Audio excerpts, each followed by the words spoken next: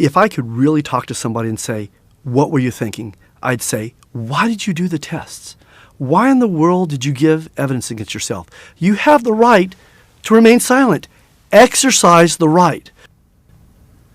My advice to you is if you get stopped by the police officer is to give no evidence against yourself whatsoever. Only thing I'd say is, officer, I'd like to have my attorney present. He's going to tell you you're not entitled to an attorney.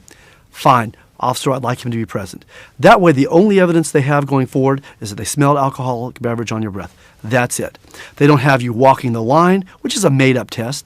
They don't have you standing on one leg. Who stands on one leg and counts 30 seconds? They don't have a blood test or a breath test that isn't accurate in the first place. They don't have any of that evidence against you. All they have is that they smelled alcoholic beverage on your breath. And of course they did. You'd come from a bar. So now you've gotten out of jail and you call me and I ask you, what kind of test did you perform, or did you provide a breath sample or a blood sample, and you say no, and I'm going to reach out and give you a great big high five because you're the perfect client.